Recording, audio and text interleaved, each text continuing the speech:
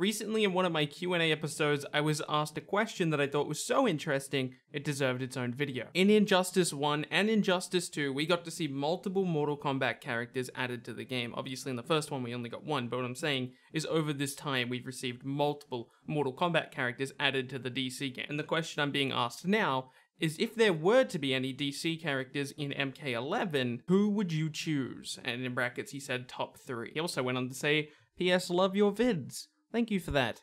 I appreciate it. Now to address the actual question, I actually have 5 for today's video instead of your requested 3. Because I actually think this space, design-wise, is very fruitful. NetherRealm can do whatever they want here. They could take any character, really, and make it work in Mortal Kombat. You might be thinking, well, how do you make a character like Superman work in Mortal Kombat? And I mean, it's very simple. You just don't give him the Boy Scout look. You don't give him the, the red, blue, and I'm sure there's another color in there, but the red and blue suit. And instead, what if you gave him like a tight shirt and jeans like you have Superboy and make him some kind of darker timeline version of Superman? Obviously, this is never going to happen, and Superman's not even on this list. I'm just saying you can make any character feel like they're supposed to be in the Mortal Kombat world if you just take them in a different artistic direction and you give them, like, a cool fatality and all that good stuff. I think I'm going to take this list in order of preference. So my least preferable character to show up in Mortal Kombat 11 will be the first character I mentioned, and the one I would pick to show up will be the final character mentioned. Starting off with Lobo. I do think Lobo would be a decent pick in MK11, although because Lobo is an alien, I could see them straying away from that. As far as I'm aware, Mortal Kombat has never mentioned anything out of this world. They have different realms and all that stuff, which is effectively what an alien is, and whilst it wouldn't really matter because this character would end up being a DLC character, and at least in the case of Raiden and Sub-Zero, they never really had to explain how they got there. Obviously, they sort of did with their end cutscene and their arcade ending, and some of their voice dialogues and intros, but they didn't really go into detail with it, and they wouldn't have to with Lobo either. Next up on my list is Deathstroke. This is another character that I think you would have to probably change artistically, maybe get rid of his mask and make him look a little bit more gritty, more survivalistic. Deathstroke can totally just be built from the ground up with Mortal Kombat in mind,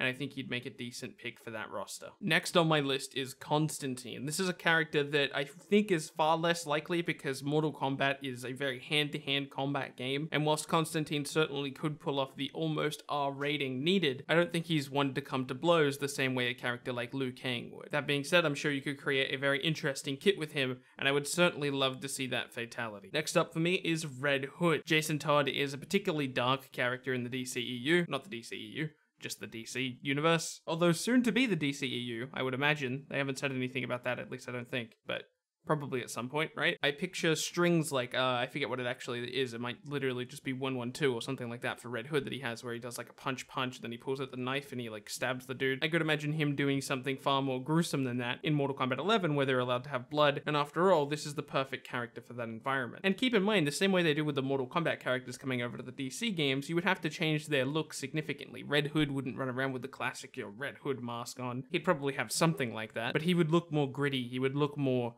Mortal Kombat, if that makes any sense. I hope it makes some sense. And finally, my final character on this list will be the Joker. The reason I would put the Joker on this list is he's a very iconic character, he's very easy to advertise to people, and I would love to see what NetherRealm could do with a version of the Joker that they're allowed to go full-on brutal with.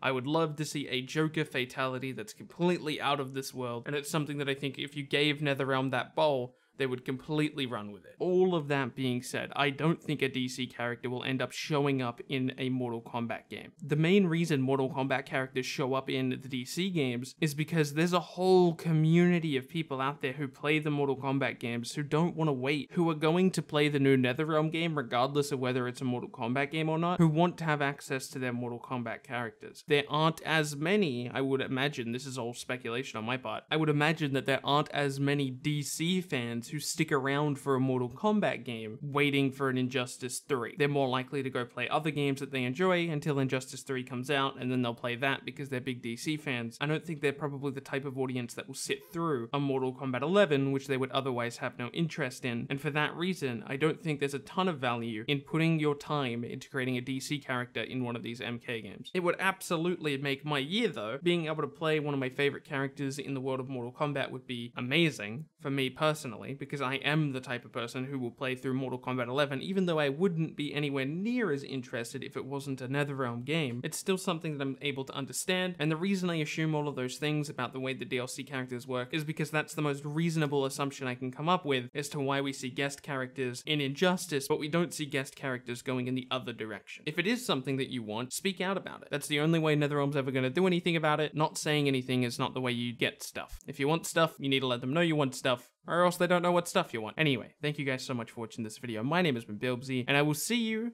in tomorrow's video, which should very well be about Fighter Pack 3. Oh, it's worth noting that video will come out much later than my regular scheduled videos.